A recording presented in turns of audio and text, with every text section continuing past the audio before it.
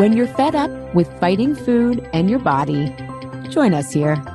I'm Ali Shapiro, creator of the Truths with Food program and your host for Insatiable, where we explore the hidden aspects of fighting our food, our weight, and our bodies, and dive deep into nutrition science and true whole health. Fair warning, this is not your parents' health care. This is a big rebel yell to those who crave meaning, hunger for truth, and whose lust for life is truly insatiable. Believe me, freedom awaits. Hello, everybody. Welcome to Season 7 of Insatiable. This season, our theme is hunger and taking a fresh look at different approaches to satisfying our hunger. To be physically and emotionally hungry is to be vulnerable. As Dr. Brené Brown says, vulnerability is uncertainty, risk, and emotional exposure. To have physical hunger, or to acknowledge our emotional and soul hungers, is to choose to be open to the daring risk of being fully satisfied. We will be exploring various diets and approaches to satisfying our holistic hungers. Before we get to our episode today, the pros and cons of functional medicine, during our transition episodes to Season 7, I had hinted at something about if you love the conversations we have here and are all about exploring and experimenting to find the radical truth for every body you have, your physical, emotional, and soul, I had something exciting to share with you. Drum roll. Introducing the Insatiable membership community. This community is designed to help you take action around the topics we discuss here and support you to find your radical truth. I rolled the community out privately last year to clients new and old, and the results have shown me there is a real need for a community where we can trust ourselves, learn from each other, and as we get healthier, want to take more daring risks to make our life choices potent healing medicine. I'm now opening it up to Insatiable listeners. In a nutshell, it's a community where there are no gurus and we learn from each other. Once a month, we have a mastermind topic that helps you gain clarity and have a group to support and learn from wherever you are on your path. And once a month, there's also a Q&A call with me where I coach attendees to get inspired, unstuck, and clear on your next step. We start a fresh new season of topics in the community in March, which we will be focused on a fresh, renewed look at our hunger. You can find more details at alishapiro.com/IC2019. So, on to today's episode, which is a solo one with me, your host, Ali. And I'm going to share the pros and cons of functional medicine through my own journey with it, plus what I've seen with clients who often come to me after trying to implement functional medicine protocols, either through books they've read or working directly with a functional medicine doctor or practitioner. Now, when we look to functional medicine, I really think we have a hunger for root cause resolution. We've got this soul craving for depth, right? That's what root cause resolution is. We don't want to just band-aid our symptoms anymore, which I think is also a hunger for common sense, right? And I also think there's an emotional hunger when we're interested in functional medicine to understand our bodies and also be understood by our doctors, right? Which is a really healthy hunger, right? To want to be witnessed and seen and acknowledged. And because our body houses our soul, I believe when we want to get to the root of any issue, it's also our soul finally getting our attention, saying it's time to wake up a little bit more and to go a little bit deeper. So I first found functional medicine way back in 2006 when I was at Holistic Nutrition School at the Institute for Integrative Nutrition. And at the time when I was going to that school, I know the curriculum has evolved a lot, but it was the live version. And we learned all these different dietary theories from Ayurveda to traditional Chinese medicine. I mean, very high level understanding of them. And we learned about functional medicine from Dr. Mark Hyman, who, if you're familiar with functional medicine, him and Dr. Jeffrey Bland tend to be the face of it. And the Westerner in me, right? I talk a lot about our culture myths, but I'm very much a Western person. My thinking has definitely become more integrated over time, but at the time, the Westerner in me loved the biology and the systems focus of our biology. So basically functional medicine came along and said, we need to look at our whole body with symptoms, right? And this felt like common sense to me and yet so wildly radical. And so as I started to study, that was really the dietary theory that I was fascinated by, which is basically looking at food through a medical lens rather than fat and calories, which felt really radical to me because I had only looked at things really through fat and calories. And functional medicine helped me connect the dots of my seemingly disconnected symptoms of acne, allergies, irritable bowel syndrome, and depression. And discovering that depression was a symptom and not a diagnosis changed everything. And you need to understand, like, I had struggled with depression basically since going through cancer at 13. I didn't know that I was struggling with PTSD, which led to my depression. I had just tried a bunch of different antidepressants, was on Wellbutrin at the time. And on my mom's side of the family, there's a lot of mental illness. People being committed, to mental hospitals, a lot of people in my family on antidepressants. And so I had tried natural things like kava kava or St. John's wort and tried getting light, and none of that. And I had tried therapy and nothing really worked. So I had kind of thought like, hey, this is a diagnosis I had. And so by learning this stuff, I started to cook real food and I got off gluten and I learned how to balance my blood sugar. And I was eventually able to taper off my Wellbutrin, which was probably the first time I wasn't on antidepressants in about 10 years. And what really moved the needle for me was cutting out gluten and getting off processed foods. And this was new information back then, and having scientific research that showed evidence that this worked was part of what helped me, as I'm very much a theoretical learner. I do need to understand the theory and the science. However, it was the lived experience of relief that got me to start cooking more. Now, I worked with a functional medicine practitioner named Jackie Doyle, who's an acupuncturist and also one of the brightest minds in functional medicine. My office was in hers and she mentored me for 4 years. But I also worked with her and she helped me match what enzymes and this GI powder I needed to help me rebuild my GI system. Because I realized one of the main triggers of my depression was the chemotherapy. I was on really toxic drugs. I mean, the mop in my chemotherapy was what they used in the atomic bomb. And I was on a ton of steroids, prednisone for months, right? So I had to rebuild my gut. And so the main functional medicine tools I used were enzymes in this GI powder, but they only worked because of the bigger changes to how I was eating. And again, at the time, I thought I was eating healthy, but most of my food was packaged. And so for me to start cooking at home was radical for me because I still don't love to cook. I was single at the time. I don't know if those of you who live alone, sometimes I would come home and just eat cereal, then I would often binge at night, but I just wasn't really into cooking. But as I started to get onto real whole foods and gradually cut out gluten and introduce these enzymes to kind of get my stomach acid back working, part of my IBS is I had really bad reflux. And so the enzymes helped reignite the digestive juices and stomach acid I needed.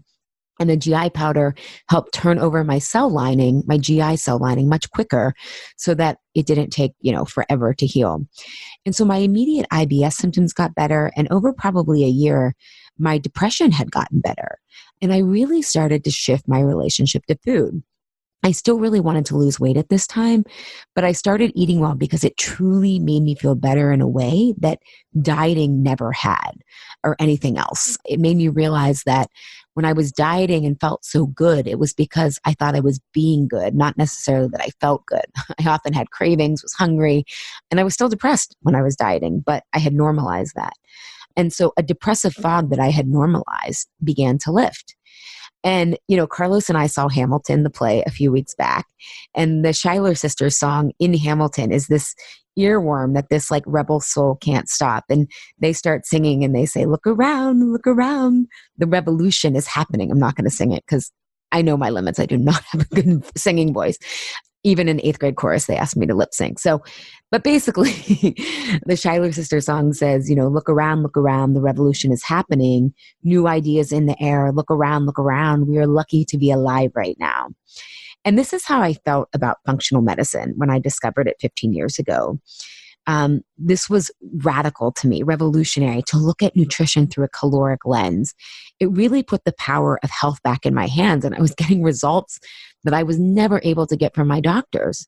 And what I now know about adult development and becoming more the author of our lives, which our health included, this set me up to question a lot more in how I had been socialized to believe doctors knew best, to trust the medical system fully, and our general society. I assumed our general society was on the right track with how to be happy and fulfilled. And I think the symptom of that is I was still reading like People magazine and Women's Health and all these conventional magazines that I still contribute to today from an expert position, but I really thought that they had the answers. So one of the pros that I love about functional medicine is in the Institute for Functional Medicine, which is where practitioners go to study, is that it has so much rigor and it's pursuing evidence-based, which means there's evidence of outcomes, right? I always say Truth with Food is research-based because the model that I created is based on researched theories, but I can't say it's evidence-based because I don't have the resources to enroll people in studies or the woman power, right? So evidence-based is a super high standard in the medical community to be able to prove that thousands of people have gone through this process and we can say this is evidence-based. And so functional medicine, this group is really setting out to do this kind of evidence-based medicine so that you can know, for example, my depression lifted because I was really inflamed and I had, gut issues. Some people have essential fatty acid deficiencies, right? So it's really targeted healing for our biology. And, this is what functional medicine says on its website of this research, of this evidence-based process is the result is an ever-evolving, cutting-edge systems biology approach to health that treats each patient as a whole person. No longer is the patient seen purely through the lens of a dysfunctional organ system, a disease, or a syndrome, but instead of a person who can be helped on the path to optimal wellness. By evaluating a matrix of fundamental causes in the diagnostic and therapeutic process, we can more accurately understand the roots of pathophysiology, leading to earlier and more effective interventions that not only extend lives, but also give patients years back of good living. And this is pretty ambitious because the medical system is set to reimburse for treatments. It's not oriented towards wellness outcomes. And so there's a real lack of data, and the Institute for Functional Medicine is trying to fill that gap. So if you think about this, how revolutionary this is, when you go to get a blood test or an MRI or something, they're only evaluating, did you get that test? They're not saying, wait, does this actually improve any outcomes? And I think a really tangible example that I'm very familiar with is, in the UK and Sweden, for example, they don't test for cholesterol because they know that heart attacks and heart disease actually, in most people, changing cholesterol does not improve the outcomes. So they don't waste resources on that. Now, in the US, because our system is profit driven, the pharmaceutical industries have really targeted cholesterol to say, hey, you need statins for this. And so you get reimbursed as a provider if you prescribe statins rather than saying, wait a second, if we actually look at outcomes, I think it's like 2% of people benefit from statins. So this is a complete paradigm shift to start to measure based on outcome rather than checking off the boxes of tests that we gave you. Right. So this is an emerging field, and they're still using a foundation of biological system science that is helpful to know. And we're on a gigantic learning curve, right? We have to be able to hold both. We know so much and we know so little. So it's a really ambitious way of measuring outcomes because health is so multifactorial. I've had this conversation with some of my clients who are physicians, and they are talking about with the Affordable Care Act, they were really incentivized. The Affordable Care Act started to give reimbursement based on outcomes, but it's really hard. I remember one client was telling me she was a rehabilitation doctor, and she was saying, it's hard because we could get someone well, but then what if they end up in the ER 3 weeks later, but it's for a different reason, right? And so how do you measure that? It's not as easy as it sounds, right? And I'm just bringing up the nuance here because I really admire what Institute for Functional Medicine is attempting to do. And so this is what revolution feels like, right? We're leaving the old behind, but building that bridge to the new is messy as hell. And for my clients who have worked with me privately or gone through Truths with Food, this is like the muddle of the process, right? Our old identity is dissolving, a new one is still forming. And healthcare is having its own identity crisis, right? Our institutions have identities too. And our healthcare system, what IFM has basically said on their website is we are no longer seeing the body as broken. We are no longer participating in this war metaphor that every symptom needs to be squashed. We are saying the body is brilliant and resilient, and these are symptoms that we should be paying attention to. And I think this is the equivalent of what positive psychology is trying to do with coaching. Right? An old model of therapy was the client is broken and we can maybe get them to zero. And Carl Rogers in the 50s, who was kind of considered the father of humanistic psychology. I mean, I could go off on a tangent here, but he started to say, no, the client is brilliant. We just need to ask the right questions. And positive psychology is trying to build upon that, right? That's kind of the revolution that they're trying to embark on. And so it's a completely different mindset, right? You come from different perspectives. And so another pro that I love about this is that the healthcare providers who tend to be in functional medicine are insatiably curious. They're willing to learn how to learn. I don't care really anymore if someone is book smart and graduated from a top school when it comes to my wellness, right? Maybe for surgery, or at least if they've trained a lot. But when it comes to any emerging disruptive field, I want people who are willing to learn how to learn, right? These are creative thinkers. They're willing to look at their blind spots. They're willing to say, whoa, let me explore this. And so when I first started out, functional medicine people were far and few between. Like you couldn't find any functional medicine doctors.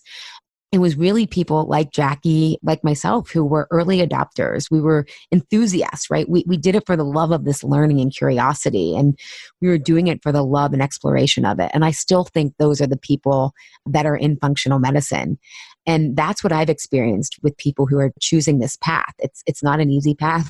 You have to, especially for physicians, you have to basically say much of what I learned in medical school that I've spent 10 years of my life learning, hundreds of thousands of dollars I may still have debt from. Maybe it wasn't everything that I thought it was, right? It's still grateful to obviously have a strong basis of medicine, but it's a different lens of things. But these are people who really, for the love of learning and love of medicine, they are frustrated with enough of the lack of results for their patients, and they see the insanity of only putting a bandage on a chronic issue and are willing to learn new things. One of the top OB doctors in Philly, she was a functional medicine doctor, and I asked her, like, how did you come around to this? And she told me she had to be willing to unlearn much of what she learned in medical school. And so again, it's a huge philosophical difference. And so I just really want to honor that. I think it's a huge pro to have people who are willing to learn how to learn when you get new medicine, new information. And another pro that I want to add that I couldn't articulate at the time, but I can now that I've had my master's degree in the change process and adult development, part of that is that the adult development awakening it can provide in us. They used to think that adults' brains and our development stopped, right? We always knew babies and children develop, but we used to think, oh, adults are who they are once they hit about 20 in their 20s. Now we know that's not true. We can continue to develop and learn more with more complexity and become more self-authoring, which is a lot of what Truths with Food does for people, is become more creators of our lives rather than feeling like things just are the way they are. And on an everyday level, this feels like going from knowing what to do to doing it more often because we get it. You know those things you've heard before, but then it takes a while to sink in. And for me, if you're stubborn, it takes a long time to sink in. Well, that's the adult development when we actually implement the things because we understand how it benefits us. We really start doing things once we get the value of it, but we have to start valuing our health and how we feel versus if we were being good and bad and following a diet or the doctor's rules, or even, anti-diet groups have their own rules. And we have to start to say, wait, what guideposts and guidelines are right for me? And this is not as easy as a shift as most people make it seem. It takes time and results, right? We have to see that there's value, and we need a framework to learn what our body really needs, mind, body, and soul. And so I really think that functional medicine can ignite this, whoa, I've been just taking this authority and trusting that this was how my body was broken, whatnot, and start to say, wait a second, maybe there's a different way to look at this. And if you're really interested in how we can develop further as adults, I really recommend listening to my podcast interview with Heather Thorkelson, Why Change is Hard. And it was a rebroadcast from season 5 and 6. And if there's interest, I can do more episodes here about the change process, because I do believe that's a wellness tool that we'll get into more. So as all of this is happening, right, of me realizing that I reversed most of my IBS, my depression, at the time I thought I was feeling 100% better. I would later learn I only got to 0, which was functional medicine I'll talk about in a second. But it was a huge catalyst as it started my identity shift. I've always been suspect of authority. I've always had these rebel seeds in me, never really felt quote unquote normal, but I was really not fully in that role. I was still in disbelief about how many more people didn't know about this. I wanted to share it with everyone because it relieved so much pain for me. But then when I really started to study in grad school and especially after the November election, these cultural narratives around willpower or discipline, that's what we need for our bodies and stuff, it really comes from this nesting doll of capitalism, racism, and patriarchy. And so we are swimming in polluted water. So it's not as easy to start to think that we have more power than we do, because we have been disenfranchised, we have been victimized. It doesn't mean we need to stay in the victim role, but we have very real scars from living in the culture we do. So this was a huge catalyst, and you would think that it sounds really exciting, and it was on some end, but it was also a really dark night of the soul for me. People talk a lot about mindset shifts, and there's many ways to define mindset, but in Truth with Food, it's really, the mind shift is so radical because it's a completely new identity shift from a good patient and a good girl to a coactive creator of our health and lives. And so what I started to realize was no one was in charge at the wheel of our healthcare system. And it opened me up to these books like Food Politics by Dr. Marion Nestle, or The Secret History of the War on Cancer by Dr. Deborah Davis. And I started to really see a really gross and dark underbelly of how our medical system had been set up. It's not to say that there aren't great people doing great work in that system. It's just that there's inherent flaws, like there are in all systems. But to me, I don't think you mess around with people's health. I think I've said this on the podcast before. All right, if you want to try to make me feel like I'm a different person because I'm in a BMW or a Jeep, all right, whatever. That doesn't feel life or death. But when you're actively suppressing information and you're bribing the American Medical Association to say tobacco isn't harmful, I don't know, that just feels like that crosses a certain kind of sales line that I think is unethical. But I've kind of gone off on a tangent. But this was kind of some of the stuff that we have to weed out and see as we start to really understand why the authorities in our lives, it's not that they need to be perfect, but they have flaws and blind spots too. And there's something terrifying about that, but also liberating, because then we realize as individuals, we don't have to be perfect. We don't have to have all the answers. We just have to start learning. So I was talking to a private client the other day, and she was saying how it's been so great in our work together because it's helped her find there are so many people out there that are saying like, this is bullshit, right? The weakness, the willpower, the discipline narratives. But we aren't the majority, and we are the rebels out here on our own. So it takes time to get out of the surround sound of these myths and of these experts and authorities. And really, we have to come to a developmental place where we realize no one is perfect. No one has all the answers. We are all complicated individuals. And that can mean we can start and continue on our own path. We don't need to wait and avoid or have all the answers. So functional medicine was a bridge to me stepping further out into co-creating my healing. And I will always be grateful for that.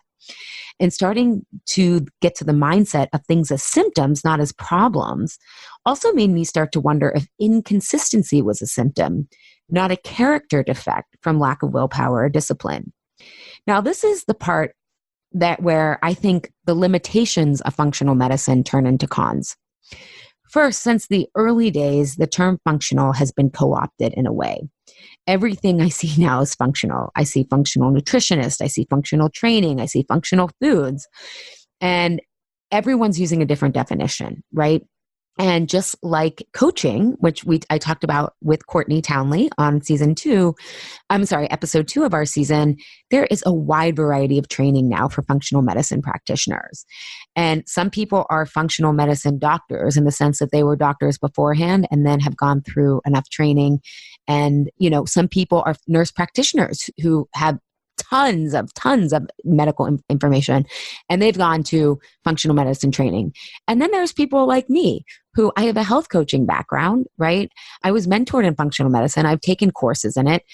And I don't even call myself a functional medicine practitioner because I haven't kept up with it because I've now left functional medicine behind, which I'm going to share. I still keep some of the tenets, but my point is that like, I don't have as much knowledge, right, as someone who's taken all the courses, right?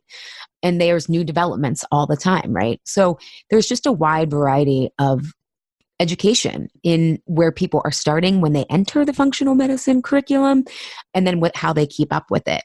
So there's various education levels, and that can be really overwhelming. It's also really expensive now. Now, what's interesting, and again, everything requires context. Some people's insurance covers it. Like my sister lives out in San Francisco, and her insurance covers certain functional medicine practitioners or people who have trained in functional medicine. Whereas I'm out here in Pittsburgh, and our insurance, I mean, granted, I haven't looked super hard, but I don't know any functional medicine people who take insurance out here, which means everything's out of pocket. I even had to pay out of pocket for vitamin D testing when my insurance was in Philly, even though my doctor wrote a note to the insurance company saying, Ali has a history of cancer. We know low vitamin D levels. This is imperative for her health. They were like, sorry, don't have active cancer. Not going to cover it. And that was a time I was in grad school and just starting my business. And that $150 to test my vitamin D was painful, And so a functional medicine, seeing the practitioners out of pocket and then all the testing that goes along with that can be really, really expensive. And I have clients who feel very overwhelmed by either the price or all the results that come back. And it puts them into avoider mode, right? Or the other extreme of nothing, of all, and thinking they need to do all these restrictive cleanses or something like the Candida diet. And this is the limitation that most functional providers don't understand: holistic behavioral change. In other words, how do we support people in a way that meets them where they are, not a one-size-fits-all protocol based on their lab work, and honors that, at least with my clients, they are trying to get healthy at the same time they're raising kids, have a high-pressured career. In other words, they've got a lot of real life going on, right?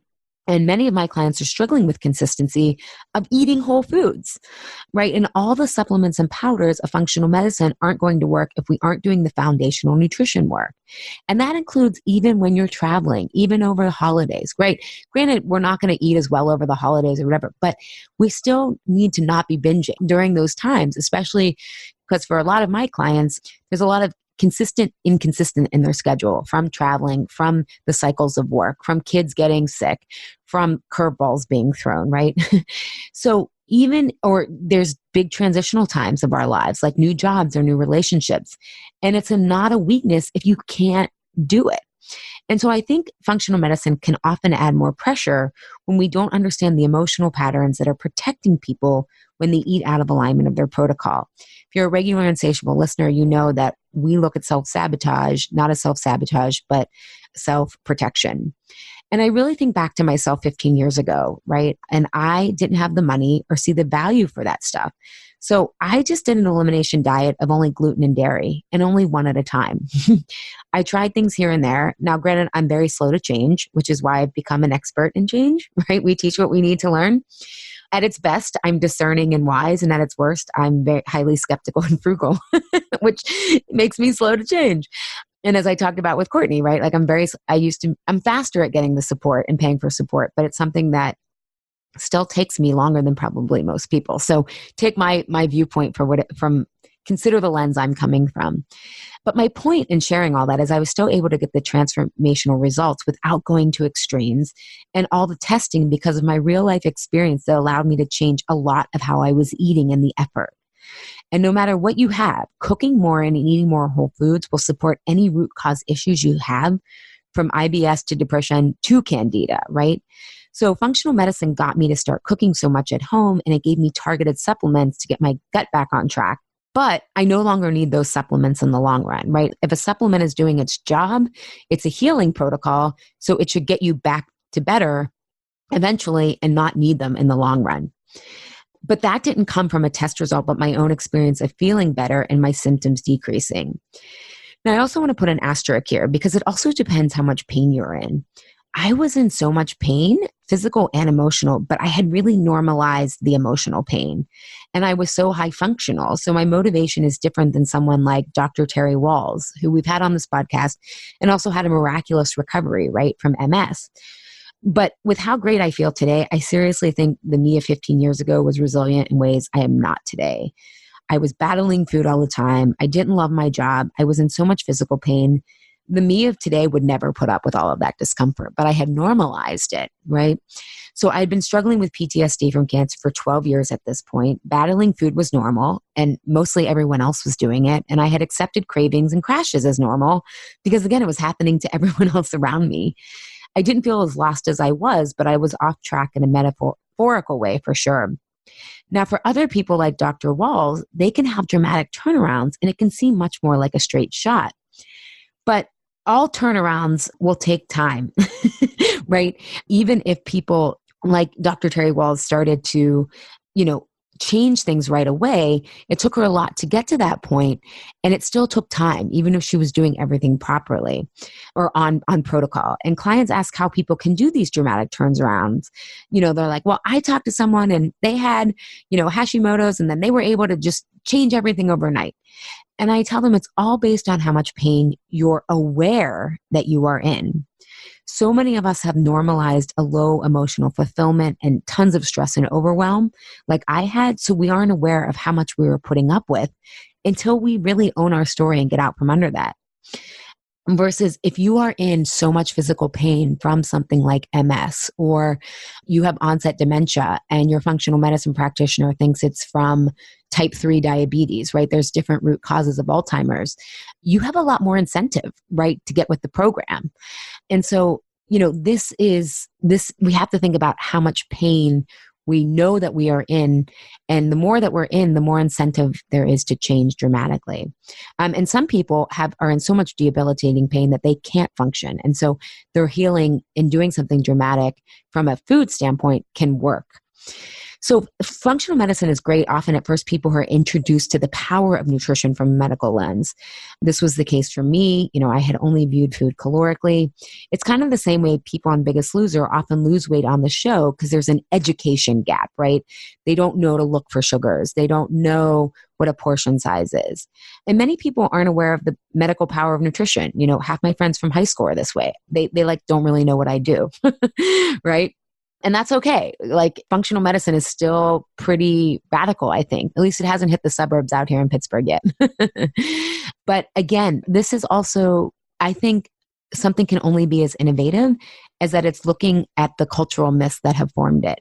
And so functional medicine looks at biology holistically, but it doesn't look at the whole emotional or soul body of the person or how that interacts with our physiology or physical pain.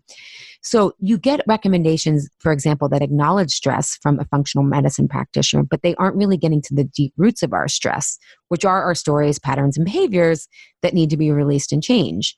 And this is also the real life obstacle many people find with implementing all the functional medicine protocols. So for example, you'll get meditation recommendations or walks in nature from functional medicine practitioners. This is great. I love that people are recommending this, but those are reactions to stress, not preventing them.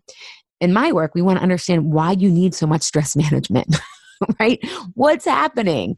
And that's what we get to the root of in Truths with Food, and we start to really understand, and why am I eating this now? Because our stories don't just cause us to battle food, they also cause us to be chronically stressed, overwhelmed, and miss out on meaningful experiences. Healing isn't about only stressing less, it's also about living more. Right. And so I feel like functional medicine has made the turn physically, but not quite emotionally yet.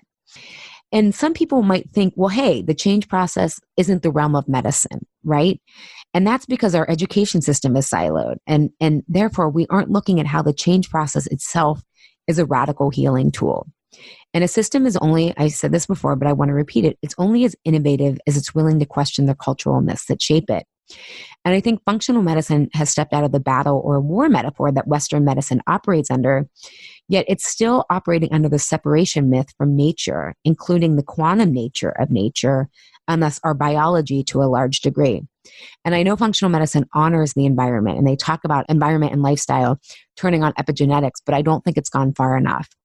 When changing how we change in my approach, using a developmental approach rather than a traditional coaching approach, when we're becoming the author of our story, it has this ripple or quantum effect of radical healing. And that's because we're getting to the root cause resolution of change. It's not positive psychology or motivational interviewing, which a lot of functional medicine practitioners are getting into. That approach can move the needle, but you can only go as far as that your story is holding you back. It's kind of like a rubber band gun from middle school, right? It's like, okay, we've got we're pointing forward and we're stretched and we're moving forward, but you can only stretch that rubber band as far as your thumb is pulling back. Or often on this podcast, we talk about it. You've got your gas. Positive psychology and motivational interviewing are your gas, but your story is your brake, and you're going to flood your engine eventually. So, for example, when you change your story and work on the physical pieces, I have clients who they're binging when they come to me. That's the pain point. Or and they've also never gotten, I'm going to give you one client example, or she never had gotten her period. She was also getting muscle cramps at night. And, she tried magnesium, tried all the tricks of trade to the muscle cramps, just thought she was going to have to live with not getting her period. And the main pain point was binging, which is why she came to me. And so she had her truce with food. And so she stopped binging. And because we also cleared up some of the residue trauma from her childhood, her muscle cramps at night were actually psychosomatic symptoms. She got into rather than being in a chronic low-grade fight or flight response, she started getting more into rest and repair. She was able to eat well. She got her period back and her skin cleared up. And so that's radical healing, right? She focused on the root cause, her story. Then I taught her about how to evaluate food for her based on GI and blood sugar. And oh my God, right? Healing and health have become so much fun and rebellious, right? All of these effects have happened. And that's quantum or exponential healing. And that's how nature works. And that further propelled her into her adult development, ability to self-author her life. And there were tons of ripple changes in her career as a result. So the irony, though, is quantum healing or exponential healing, or you can think of it as cumulative. It's slow and subtle, but after you turn the ship around, which can take about a full year, but because of the sustainability, the results continue to be cumulative, and you start taking bigger and more fulfilling risks, which makes life more and more meaningful. And then you have more internal intrinsic incentive to keep your health routine up, right? Health isn't just about being healthy. It's about, being so healthy and energized and optimistic that you're creating a life you want to be healthy for. So if you think back to your own life, it's when life was blah or out of alignment or just, or you felt really stuck or stressed or pigeonholed, that tends to be the downward spiral.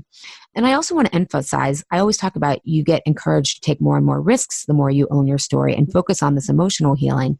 But risks aren't always about bigger, more, faster. It's often about self-actualization and trusting what truly lights you up versus what we think we should or have to do. You literally expand your definition of what it takes to heal and health as you push your own frontiers, as you become more resilient. So I always think of kind of the metaphor of like, we're running through doors for more and more freedom, right? More and more fulfillment. The first one is nutrition, and then the bigger one is emotional. And we keep opening up more and more room, more freedom and fulfillment, the more we develop as adults and self-author our story. Now, there can be trap doors, right? Which my clients have realized that they'll be going along, and then it can be a couple of years, and they start to just, they're not binging or overeating like they used to, but the nighttime eating comes back. And what they know to realize is another angle of their story has come up, and it's time to step outside their comfort zone even more. And if you want more insight on this, check out season 6, episode 6 for more of when our bodies become our projects when we're not creatively challenged. And creative can mean, intellectually challenged as well. And the reason that I bring this up is because, and you've heard me probably, if you're a regular listener, quote Octavia Butler, who I learned about from the Fabulous Women at How to Survive the End of the World podcast. And Octavia Butler has this quote that God is change. And I love that because it makes you realize that change is a healing tool. You get awakened to the divine within you. And what could be more powerful than that? And we can also think of this from a Chinese medicine lens. We're clearing out stagnation in places, right? And this is when I hit a wall about a year after gradually getting better with functional medicine. I felt better. I was amazed. I was telling everyone about how awesome this was. People thought I was crazy though, because this was 15 years ago. But then I couldn't stay in it. I started binging on sugar because I felt restricted by being gluten-free. There were literally like no options of being gluten-free back then except like rice cakes. And so I was binging on peanut M&Ms and York peppermint patties. And then I would go back to gluten at times when I was tired and it was just tons of uncertainty. But it was much less than before, but I had enough nights where all my IBS symptoms were coming back. And I still didn't fully understand self-sabotage as self-protection at all. So then I started to beat myself up. Now I know how amazing I could feel. And it's helped me start to wean off my medication. And now I have this pressure. I don't want to go back on medication. Why am I doing this? Why am I doing this? Am I so weak and uncommitted that I can't control my eating, even though knowing how great I felt? And again, diet culture had taught me that my inconsistency in nutritional choices was about lack of willpower and discipline, and that this mindset was still with me a little bit. And this is exactly what my clients believe whenever they fall off track or can't stick to their functional medicine healing protocol. And it's a pervasive but limiting vantage point. They've gone to other health coaches that work with functional medicine practitioners and doctors or ones themselves. And the functional medicine world tends to give people advice like, don't go to the party hungry, bring your own food, ask yourself if it's worth it. And that can be helpful. But this is also when you're not getting to the root of the emotional work, which isn't about food. So over time, what I learned about my own healing journey and what I've seen with hundreds of clients over 12 years is that you can only go so far with changing your diet. And what I realized is that truth tells us endings are beginnings. Just like my depression wasn't a serotonin deficiency, my falling off track wasn't a discipline issue. It was an invitation to find out more.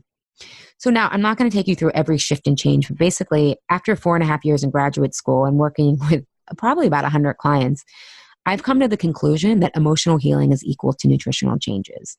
And when you focus on the emotional work, we can so much more easily discern what works for us from a food perspective. And the emotional work I'm talking about requires an identity shift. It's more subtle and takes time, but it's life learning. It's life changing. And it's just not enough to stress less or be consistent with our food choices. We need to live more for that consistency. In other words, we need to own our story. And in doing that, we create deep meaning in our lives that create possibilities and deep relationships that create a life we want to be healthy for. And that's when I left functional medicine behind. I'm a maximizer. This is a personality type. It's not necessarily a good one. You can often feel lost. But what this means is I'm someone who wants maximum results from their choices. And I want that for my clients. And for me, I saw from my own experience and my clients that supporting people to own their story simplified all the health to-dos people think they need, because many wellness tools are only band-aids for these root cause of stories, patterns, and behaviors. So I wanted to develop a clear process for owning our story because of the results and simplicity it creates. Complex process to simplify, right? My client above, right? She was trying magnesium, Epsom salt baths, all this stuff for sleep, and didn't get her period, all these issues. But when we got to the root, a lot of things cleared up and she didn't need half the stuff she needed at the time. Another client example, a functional medicine doctor put her on all these powders and supplements for GI issues. And we were mainly working on how she was struggling to digest life, right? There's an emotional metaphor when we have IBS, depression, all this stuff that's gut related or autoimmune. Why are we attacking ourselves emotionally?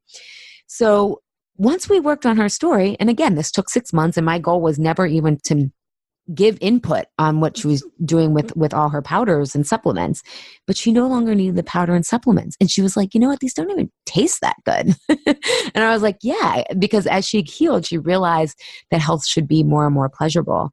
Her skin also cleared up and she switched, and then she started switching over to non-toxic skin products, but only needed one skin product because she wasn't over oily anymore.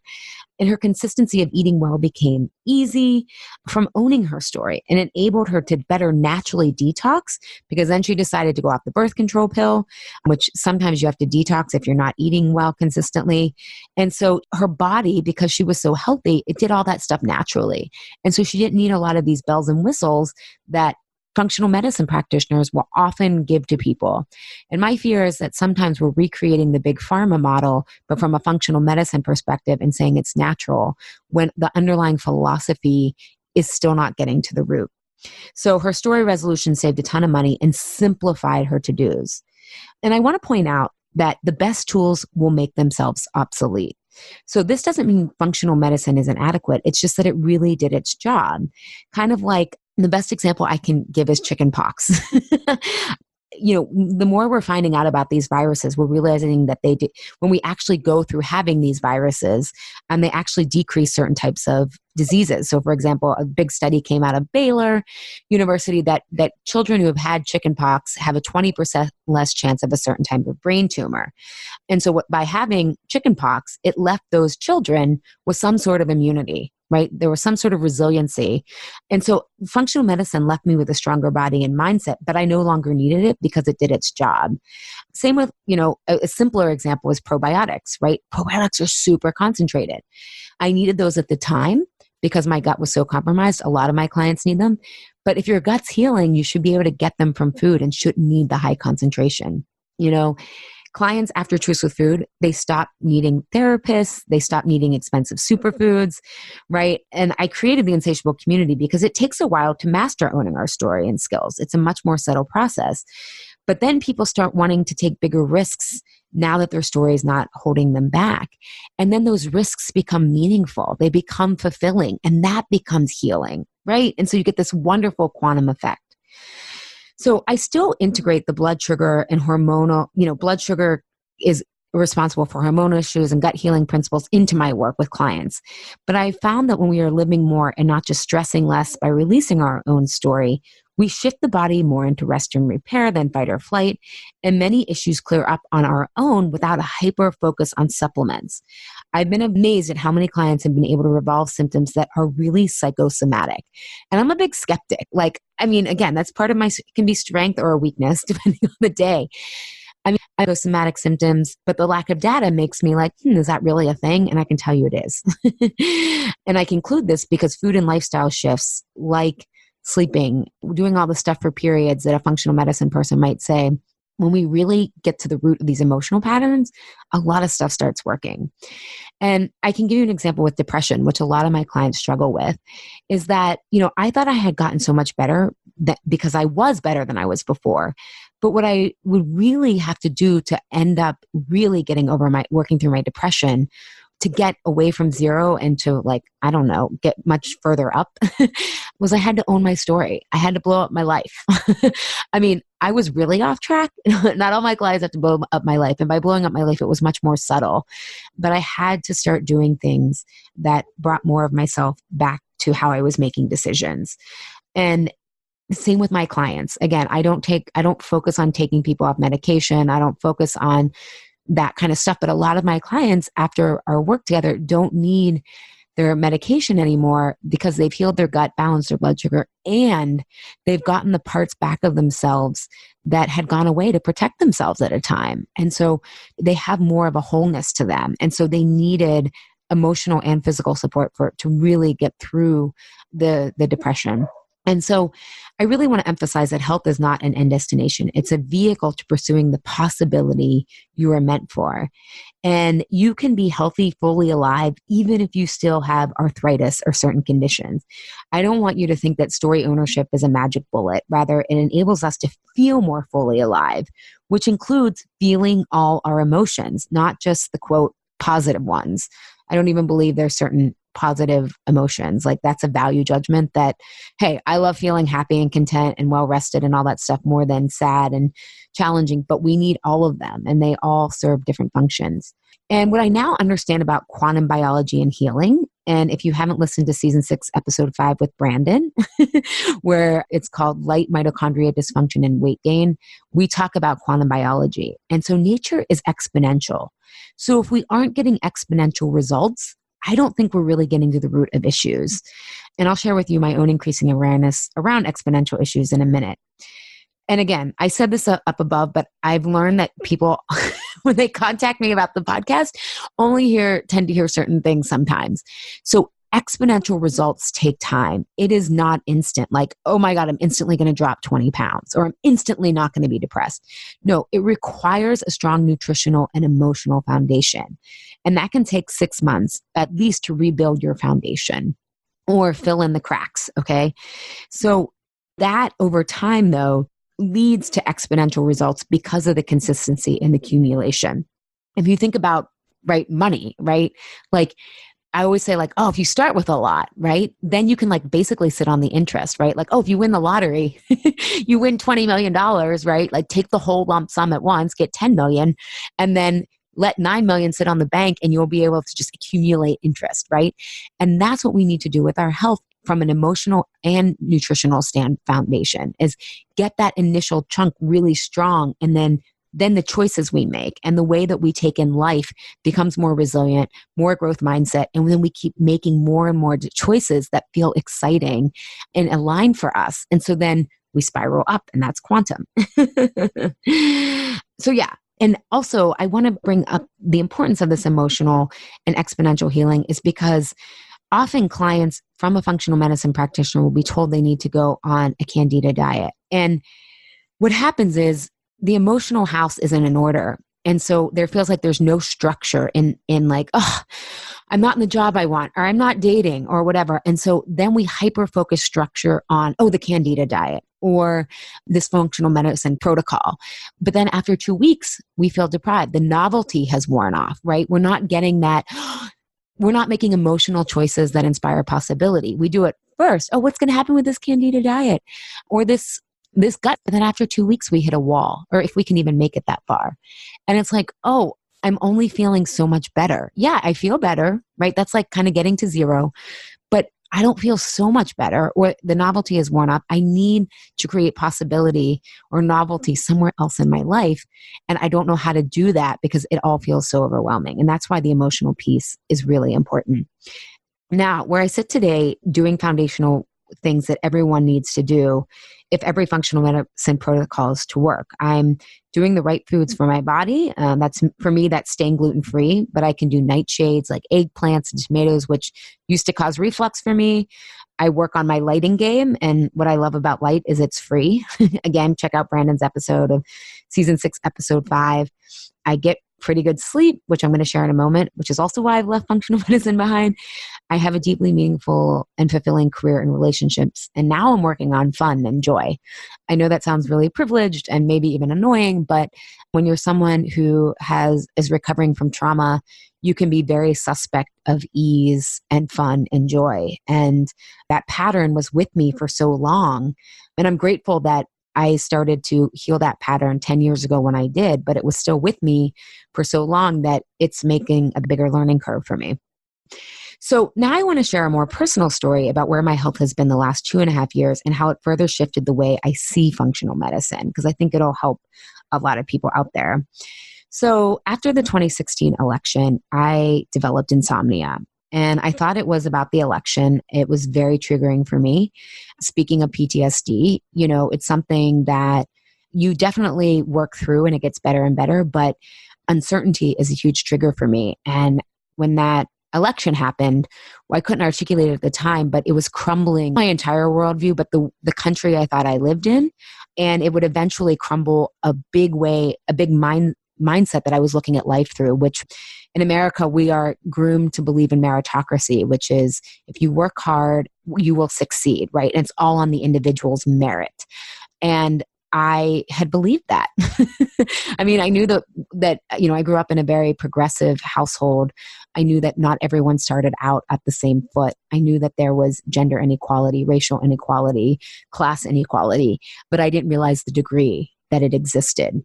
And so if you want to hear more about how my worldview of meritocracy collapsed and how that influences how we view health, because our healthcare system views life often through meritocracy, which is why we think thin people try harder, heavy people are undisciplined.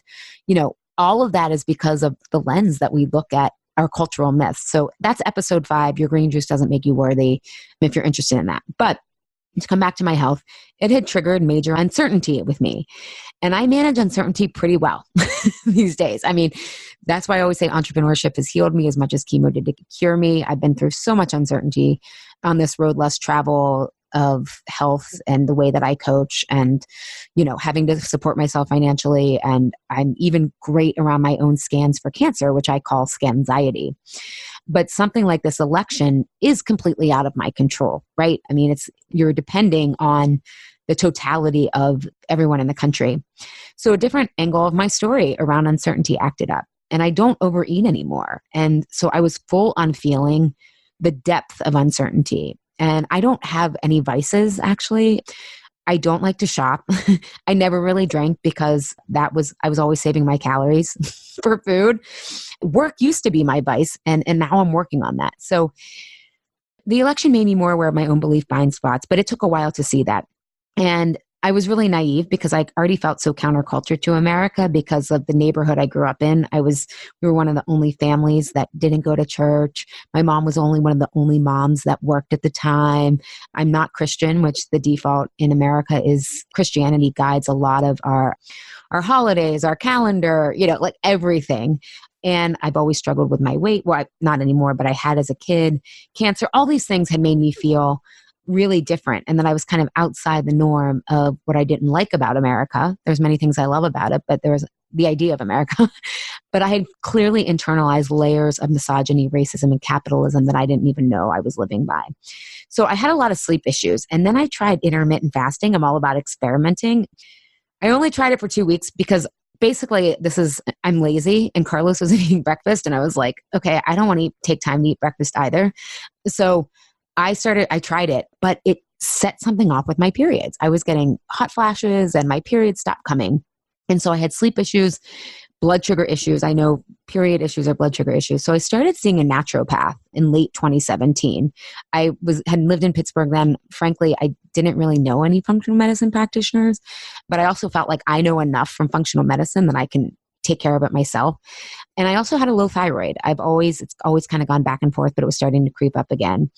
And so I knew that with Carlos and I wanting to start a family and this influencing my fertility, that natural things take longer. So I got on it in 2017.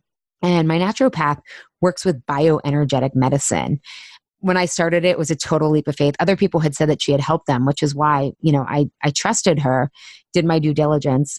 But you hold these copper rods and she basically they do this in Germany and other countries, but it's like, again, I'm still a Western person. Not that Germany isn't Western, but I can't comprehend how this actually works.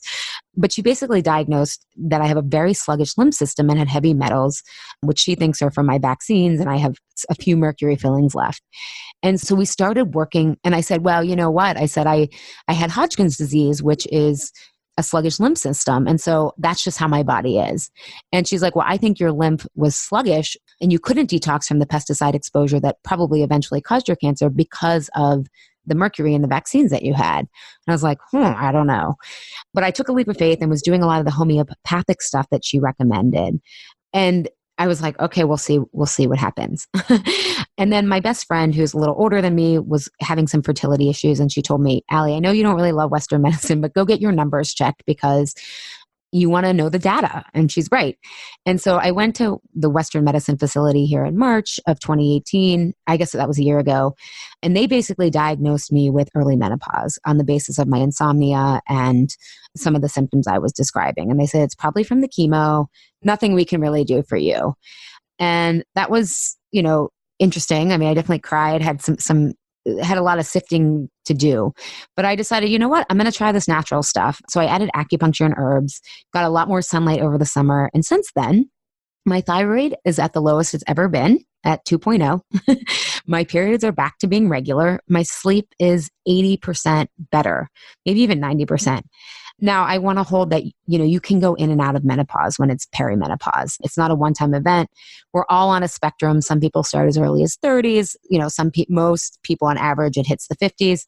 So, I could be out of that phase and I'm holding that reality. But And talking with my naturopath, and the more I learn about how sexism and whiteness is baked into our culture, I started to realize that functional medicine is often doing what naturopaths, which women in indigenous cultures who have been relying on nature, have been doing for quite a while. And so functional medicine and the approach is much more masculine approach. It's linear, it's not looking at integrating our emotional patterns, and it's not always root cause resolution. Granted, I haven't done the whole shebang with a functional medicine practitioner where I get all the labs and I do all that kind of stuff. But my ND is using energy medicine and homeopathy, which is a very different system than functional medicine that has gotten me quite profound results. And so that has really shifted how I view even root cause resolution. And when I look at Truths with Food, I started to realize that framework for clients is homeopathic when it comes to emotional stuff. We gradually introduce uncomfortable feelings that make people feel overwhelmed or stressed or think in black and white or all or nothing. And we learn to discern what those feelings mean, what they meant in the past. And part of owning our story is, what do we want these feelings to mean today? And in homeopathy, the dose determines the poison, right? So homeopathy is where you use like not an extreme, but a gradual, like, I'm blanking out. I'll come back. I have it in my notes, but homeopathy really is. But homeopathy is a very different philosophy than even functional medicine operates under. It's practiced in Germany and other parts of the world.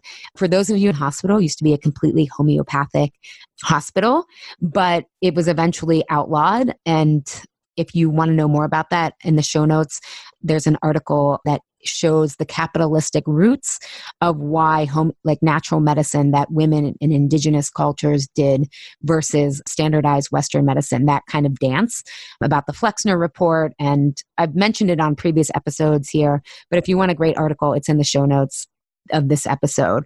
And also, side note, we always do transcripts as well. So if you ever want a transcript, it's there.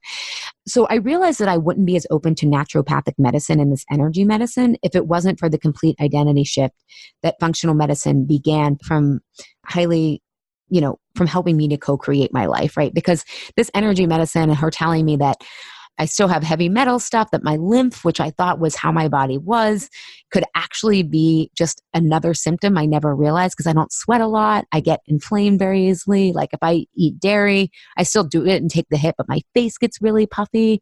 Her telling me that could be even reversed. And then her telling me, you have traces of Lyme. I don't have Lyme disease, but she says most people in Western Pennsylvania have microbes. And now that we've gotten rid of those, my thyroid is at a level that it's never been at. And I had told myself, because of the radiation, my mom's on Synthroid, my grandma was, like, all these things. It's just to show you there's layers and layers. And that's what I'm really interested in right now. So functional medicine was an important bridge for my Western mind at the time, but I'm much better at evaluating things outside my own comfort zone now, thanks to my own Truths with Food transformation, what made me actually take the time and money to pay out of pocket for my naturopath. And she takes a half hour to get to, and then it's an hour appointment, right? There's a commitment of resources there that I don't know if I would have done had I not bridged from functional medicine. So now these days, I am much more into herbal medicine, homeopathic. Now, as I realize nutrition, movement, and owning our stories is about reconnecting us to our hunger for alignment with nature. Nature, right? Food is nature, sunlight is nature, but also our own true natures. I'm also at a tweaking place with my health, and many people think tweaks mean small changes, but once you have the foundational pieces of nutrition, emotional safety, belonging, and meaning in place, subtle is quite profound and exponential. So I have a much more integrative belief system now. And I have a much also different definition of integrated than I think even functional medicine practitioners do, and definitely our medical system. Like I shared on this podcast before, I once met a doctor who thought he was integrated because he shared a billing system with someone, right? We all use integration differently. I've also seen in my own peer group, functional medicine can be an entry point for many practitioners, but often if they stay long enough in what's possible for total radical healing, especially the women. They leave it behind for a more holistic approach that integrates the more yin or feminine archetype qualities like nature, pleasure, emotions, and cycles. And so if you listen to episode 55, I define the masculine and feminine and their patterns and how they affect our health. And it isn't really male and female qualities. We tend to think of that way because how we've been socially conditioned to think of what is male or female, but rather these patterns. And I did my master's thesis on it. So it's a pretty good episode. I'd recommend it if you're interested in more of this, in what true integration is. And that's episode 55. So in summary, functional medicine can be a huge developmental experience for those of us who benefit from it and need to shift into a nutrition as medicine mindset. And that is all some people need. Our growth comes where we struggle. And for some people, especially people who haven't had food issues in the past, they can transform their relationship to food much more easily than those of us who have struggled. We all grow from various mediums, right? For many of us, it's our relationship to food. So kind of a tangent, but the point being is it's important to be clear about what functional medicine can and cannot do. It's not a magic bullet, it's a tool, and it's not the final solution or destination. And what I've seen with people is even sometimes functional medicine, their protocols for work will work for a year or two, and then they start to feel like they can't keep them up, and they think that that's a failure on their part. And what I want to say is that's the same way for me, it was an invitation to look at what that inconsistency is. It can mean you're ready for a different tool. It doesn't mean that it didn't work. It meant it was great. It got you to that point. And now you're ready to, hop onto another lily pad. But, even if you do functional medicine, you still have to do the work of cooking more, using more whole foods, getting better at sleep, sunlight, movement that works for your body. And again, it can be really expensive. And if it's behavioral change, you really need to do the basics, which are highly complicated because of how our society is just structured. So I don't want to discount how powerfully motivating it also can be to have a healthcare provider witness you, acknowledge the pain you're in with you on your issues. Functional medicine at its best does that.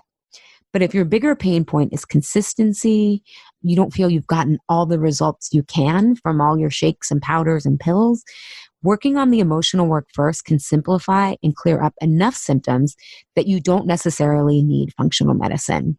And when people come to me asking, should I do a gut cleanse or work with you or whatnot, I always ask them, what feels the most inspiring to change first? Does going on a gut cleanse feel like, ugh? Or does it feel like, I really want to explore this? Or does looking at the emotional stuff feel, I got to take care of that because I want to do a gut cleanse, but I can't even muster the energy, right? What we often say is lack of willpower or discipline or thinking we're weak is actually, when you know how to decode it, pointing you to your next best step. And because healing isn't linear, you're going to have to circle around to all of it. And so it's all about what feels curious and expansive for you to explore. Now I want to leave you with 3 questions to ask yourself if functional medicine can serve you right now. First, am I eating mostly whole foods and still struggling? If so, functional medicine can be really helpful. It can help with those tweaks, right? Do I need some enzymes here? Do I have SIBO here, right? Question number 2, do I have the ability to prioritize only my health right now? Because usually if you're working with a functional medicine practitioner, this is going to have to be your full focus. Doesn't mean you have to quit your job or, not be a parent anymore, but it's going to have to occupy most of your free time because it's a learning curve. And lastly, do I feel really inspired to change my food right now? Yes, if you do, this feels a great next step. If you can't do another diet or protocol, emotional work is probably a better first step. And functional medicine, I don't feel like even their stress management techniques or meditation or any of that stuff really gets to the root. It feels like a reaction to stress rather than preventing it. So look for what will give you the results and momentum for your next step. Healing isn't linear. And so, like I said just a minute ago, we need to do it all. Okay. Not all at the same time, but it's important to listen to yourself and feels like what feels curious and I want to explore rather than I have to do this protocol and it's my only choice. There's many choices. So I hope this was helpful for you guys to get a nuanced understanding of functional medicine. It can be wildly helpful. And if it's not the right tool at the right time, it can be wildly frustrating. So I hope this episode has helped you make the choice for when it is helpful for you or if you even need it. So yeah, thanks for being here. Thank you, Health Rebels, for tuning in today. Have a reaction, question, or want the transcript from today's episode? Find me at alishapiro.com. I'd love if you leave a review on Apple Podcast and tell your friends and family about Insatiable. It helps us grow our community and share a new way of approaching health in our bodies. Thanks for engaging in a different kind of conversation. And remember, always, your body truths are unique, profound, real, and liberating.